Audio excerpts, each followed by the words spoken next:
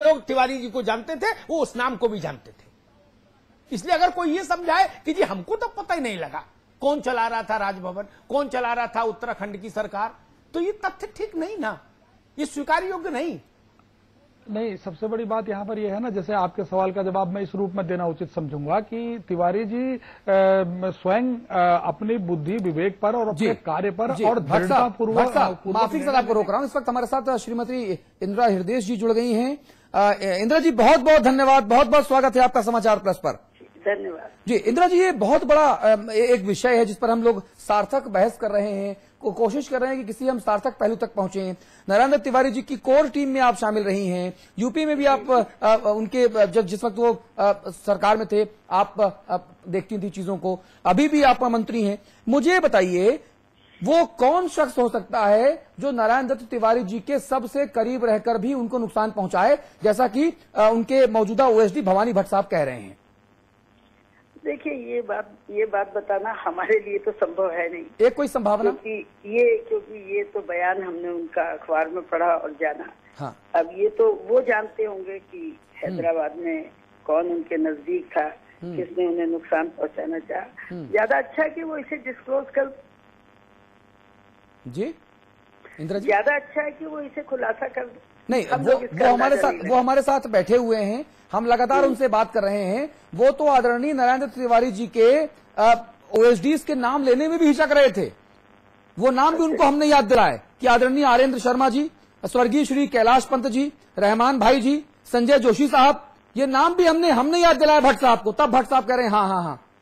तो आरोप क्या ये सिर्फ आरोप लगाने की नीयत से आरोप लगाए जा रहे हैं? अब देखिए, मैं नहीं जानती कि भट्ट उनसे कितने समय से जुड़े हुए हैं। उनके साथ कैलाश पंत सबसे अधिक पुराने जुड़े हुए थे और आरेंद्र शर्मा केवल दिल्ली से उनके साथ आए और जोशी जी जो अब भी थे उनके साथ, ये लोग पुराने लोग हैं। और भट्ट जी तो अब जब ये सब नहीं रहे तब यहाँ हैं। मैं नहीं जानती कि उन्हें कौन सा ऐसा रहस्य मालूम है जिसे वो रोज ही कह रहे हैं। हम लोगों को इस बारे में जानकारी नहीं, जितना हम लोग जानते हैं। इंदिरा जी, क्या ये फौरी तौर पर एक पब्लिसिटी बटोरने का तरीका है कि साहब देखिए तिवारी जी के एक नए नवेले तेज तर्रार ओएसडी आए हैं जो इतने बड़े बड़े खुलासे कर रहे हैं? क्या ये वो तरीका? तिवारी जी को तो पब्लिसिटी की आवश्यकता नहीं है जी। वो बहुत छोटी उम्र में जेल चले गए थे, देश की आजादी में जुड़े रहे। नहीं, तिवारी जी नहीं, मैं तिवारी जी के मौजूदा कर्ता धर्ताओं की बात कर रहा हूँ। अब करता धरता मैं उसके बारे में कोई आरोप कैसे लगा दूं? मेरा उससे परिचय ही बहुत है नहीं। मेरा परिचय नहीं तो मैं कैसे कह दूं कि उसका वो किस लिए कर रहा है, क्या तिवारी जी से पूछ कर ये बात कह रहा है? तो इसलिए ये कह पाना मेरे लिए संभव नहीं है। नहीं, आप बहुत ज्यादा उससे परिचित नहीं। आप एक वक्त में तिवारी जी की बहुत खास सहयोगी, राजनीतिक सहयोगी के तौर पे आप मानी जाती थी, अभी भी हैं आप। तिवारी जी की जो राजनीतिक चीजें हैं, आपसे बेहतर शायद ही कोई ऐसा व्यक्ति हो जो जानता हो, इसलिए सवाल मैंने आपसे पूछा इंदिरा जी। तिवारी जी के अपने पारिवारिक और बहुत सारे ऐसे लोग हैं जो जिंदगी में उनके साथ 1952 से लेकर जुड़े रहे। 52 में तो हम लोग विद्यार्थी थे, पढ़ते थे। तो हम तो 67 से हमने तिवारी जी का चुनाव लड़ाना शुरू किया था। अच्छा। तो ऐसी कोई बात थी नहीं। अभी अचानक ये चीजें पैदा हुई हैं और उन्हें कहाँ से ये चीजें पता चली, क्या तिवारी जी ने कहा, इस बारे में मेरी बिल्कुल भी जानकारी नहीं जी। और किसी ने यदि साजिश की और ऐसा तिवारी जी महसूस करते हैं तो निश्चित रूप से वो नाम जानते होंगे। जी। अविकल थपलियाल साहब हमारे रेजिडेंट एडिटर देहरादून से हमारे साथ इंदिरा जी हैं। अविकल साहब, आपकी आखिरी रिएक्शन में चाहूंगा। अविकल, सरकार में बड़े पद पर बैठी हैं इस समय इंदिरा जी, और जो तिवारी जी का जो बयान आया इससे सरकार में हलचल साफ दिख रही है। और उन्होंने भी ये डिमांड कर दी है कि इसका तिवारी जी जानते होंगे कि किसने साजिश की है, इसका खुलासा किया जाए। मैंने जैसे पहले कहा कि अब हम सबको इस खुलासे का इंतजार करना चाहिए जी। इस मुद्दे पर एक पूरी प्रदेश व्यापी चर्चा हम कर चुके हैं और भवानी भट्ट जी से भी हमारा यही निवेदन रहेगा कि ये जो चर्चा शुरू हुई है इसको आप आगे बढ़ाएं, विराम न दें और अपना जो आपका मंतव्य है उसको भी थोड़ा सा खुला करें। जी ठीक है, अविकल थपलियाल साहब बहुत शुक्रिया आपका, देहरादून से हमारे रेजिडेंट एडिटर इंद्र हृदय जी बहुत धन्यवाद आपका, समाचार प्लस के लिए अपना कीमती वक्त निकाला आपने। भट्ट साहब आखिरी रिएक्शन आपसे बहुत संक्षेप में, सबसे आखिर में आपका जो कोई कंक्लूडिंग रिमार्क्स है वो अगर आप देना चाहें तो। देखिए, सबसे यहाँ पर यह है कि मैं यही कहूंगा कि इसकी जो भी तिवारी जी ने अब अपनी बात कही है, ये उन्होंने बिल्कुल बहुत सोच समझ के और स्वस्थ अवस्था में कही है, और इस पर निश्चित रूप में जिसने जो दोषी है उनको दंड मिलना चाहिए। इससे अलावा और हम तिवारी जी पर गलत आरोप अगर लगा है तो उस पर दोषियों को दंड मिलना चाहिए, और हम इसमें क्या कह सकते हैं। ठीक बात। देखिए, आपकी लगातार बातचीत से अमिताभ जी मुझे एक चीज समझ में आई कि तिवारी जी स्वस्थ हैं, भगवान उनकी आयु और लंबी करे, वो स्वस्थ हों, प्रदेश के देश के विकास में और सक्रिय योगदान कर सकें, यह हमारी शुभकामनाएं। लेकिन तमाम तरह के आरोपों के बीच में अभी भी वो हेजिटेशन क्या है, वो संकोच क्या है, क्यों अदालत नहीं जाया जा रहा, क्यों रिपोर्ट दर्ज नहीं कराई जा रही, क्यों आधिकारिक तौर पर जांच की मांग नहीं की जा रही, मीडिया के मन से जांच की जाए की मांग से ज्यादा जरूरी है अदालत जाना, अमिताभ जी, जो तमाम मामलों में शंका पैदा करता है। क्यों ऐसा नहीं हो रहा?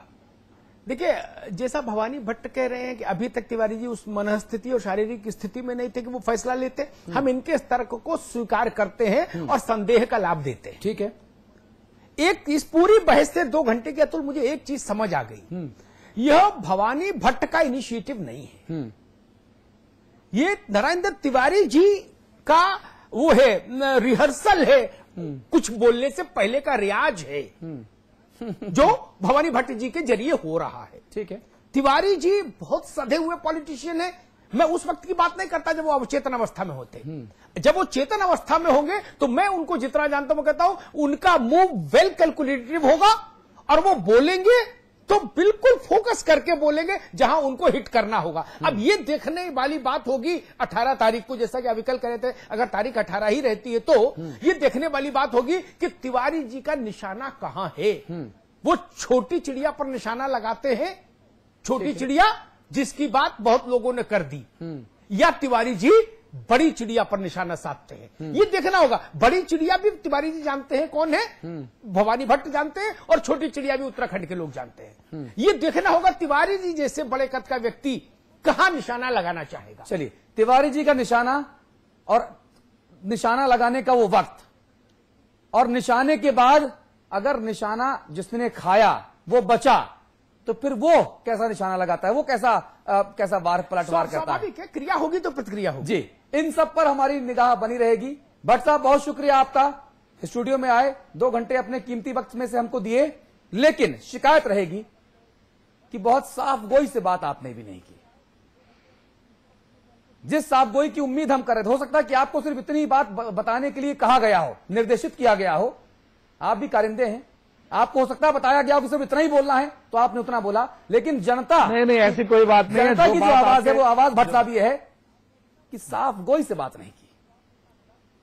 नहीं, बिल्कुल साफ गोई से बात की गई, आपके सामने सारी बात स्पष्ट है। अब इसमें इससे ज्यादा साफ गोई अब हम नरेंद्र तिवारी जी के भट्ट साहब की भी मर्यादा समझिए। भट्ट साहब दूत हैं, और दूत की एक लक्ष्मण रेखा होती है। नहीं, इसीलिए मैंने कहा कि उनको जितना निर्देशित किया गया होगा उन्होंने उतना बोला, लेकिन जिसके जरिए भट्ट साहब निर्देशित हो रहे हैं, अब उसके अगले मूव का हमें बेसब्री से इंतजार है, और समाचार प्लस पर सबसे पहले पूरे भरोसे, पूरे विश्वास के साथ वो मूव हम खुद लेकर आएंगे, क्योंकि नरेंद्र तिवारी जी ने आस्तीन के सांप पाले हुए थे, और वो आस्तीन के सांप कौन है, इनके नामों का खुलासा बहुत जल्द होगा समाचार प्लस पर। नमस्कार।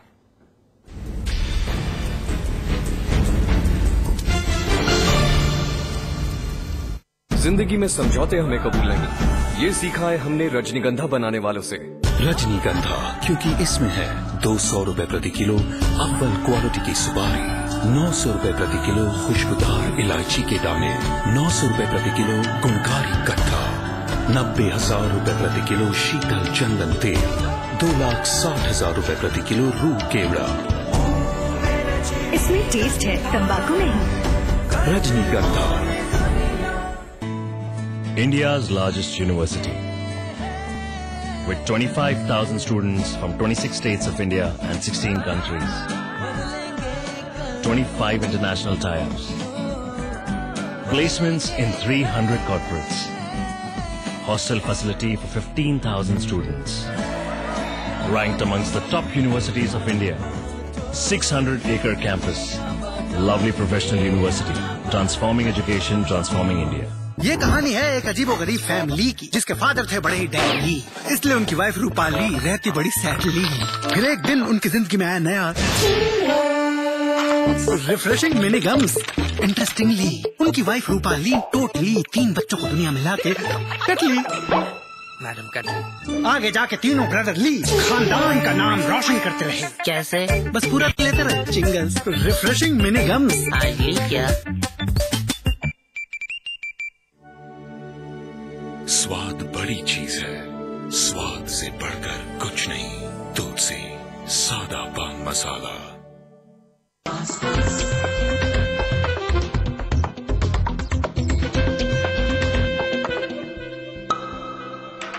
It's Meeta, it's magic.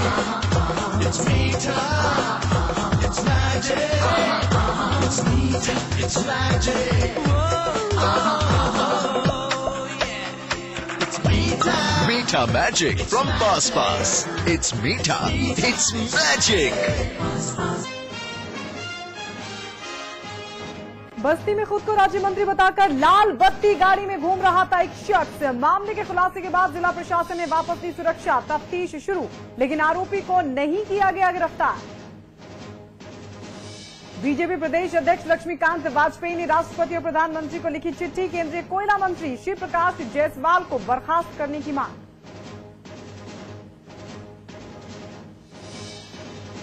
केवल सपा कार्यकर्ताओं पर से क्यों हटाए जा रहे हैं मुकदमे? अखिलेश सरकार के फैसले के विरोध में याचिका। इलाहाबाद हाईकोर्ट ने 10 अक्टूबर तक मांगा जवाब। राज्य आंदोलनकारियों पर लगे मुकदमे वापस लिए जाएंगे। उत्तराखंड की वित्त मंत्री इंदिरा हृदयेश का बड़ा बयान। 6 के बाद 3 और सिलेंडरों पर सब्सिडी देगी सरकार। हमीरपुर में हीरो मोटरसाइकिलों से लदा ट्रॉला आग में जलकर स्वाहा। सैकड़ों मोटरसाइकिलें हुई खाक। 3 घंटे बाद मौके पर पहुंचा फायर ब्रिगेड। मेरठ में स्कूल बस और कार में जबरदस्त भिड़ंत। हादसे में 2 लोगों की मौत, 4 लोग गंभीर रूप से घायल। रायबरेली में कमरे में पंखे से लटका मिला इंजीनियरिंग छात्र का शव। आत्महत्या की आशंका, पुलिस मामले की तफ्तीश में जुटी। गोरखपुर और आसपास के इलाकों में जारी है इंसेफेलाइटिस का कहर। हजारों बच्चों की हो चुकी है मौत, लेकिन अब भी सो रही है सरकार। बनारस हिंदू यूनिवर्सिटी पर फिर लगा रैगिंग का कलंक। आईआईटी के 7 छात्रों को एंटी रैगिंग सेल ने किया 1 सेमेस्टर के लिए निलंबित। और पेंशन और बीमा में भी एफडीआई को मंजूरी। यूपीए सरकार ने पेंशन क्षेत्र में 26% और बीमा में 49% विदेशी निवेश को दी छूट।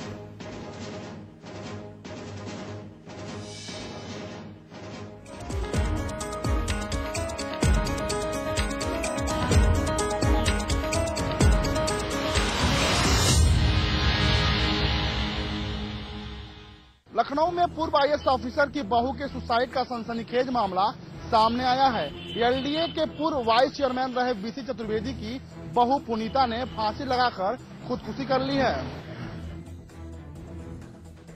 लड़की के परिजनों ने ससुराल पक्ष पर दहेज उत्पीड़न का आरोप लगाया है, जबकि पुनीता के ससुर ने आरोपों से इनकार करते हुए खुदकुशी के पीछे अवैध संबंध और अश्लील तस्वीरों के आधार पर ब्लैकमेलिंग का आरोप लगाया है। परिजनों का आरोप है कि 13 फरवरी 2011 को रिटायर आईएएस के बेटे पतंजलि चतुर्वेदी से शादी के बाद से ससुराल वाले दहेज के लिए उन्हें परेशान कर रहे थे। पुनीता ने ये बात अपनी बहन को भी बताई थी, लेकिन इस मामले में उस वक्त सनसनी फैल गई जब पुनीता के ससुर बीसी चतुर्वेदी ने खुदकुशी के पीछे अवैध संबंधों की बात बताई। बीसी चतुर्वेदी के मुताबिक सुसाइड नोट में बहू ने संबंधों की बात स्वीकार की है।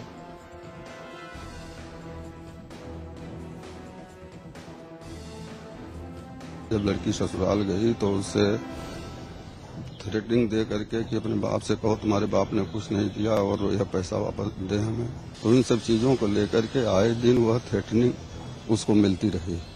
फिलहाल पुलिस इस हाई प्रोफाइल मामले की जांच में जुट गई है। वहीं परिजनों के आरोप और रिटायर्ड आईएएस अधिकारी के आरोपों से इनकार ने मामले में नया मोड़ ले लिया है। यादव ने गुरुवार के दिन अपने पैतृक गांव सैफई में 36 नई कार्य योजनाओं का ऐलान किया। उन्होंने यहां लाइन सफारी बनाने के साथ साथ 15,000 बेरोजगारों को रोजगार देने की घोषणा की। सैफई में आज मुख्यमंत्री अखिलेश यादव ने बेरोजगार भत्ता और कन्या विद्या धन चेक बांटने के दौरान नई विकास योजनाओं का ऐलान किया। इस मौके पर सपा अध्यक्ष मुलायम सिंह यादव के अलावा श्रम मंत्री बकार अहमद, श्रम राज्य मंत्री शाहिद मंजूर के अलावा कैबिनेट मंत्री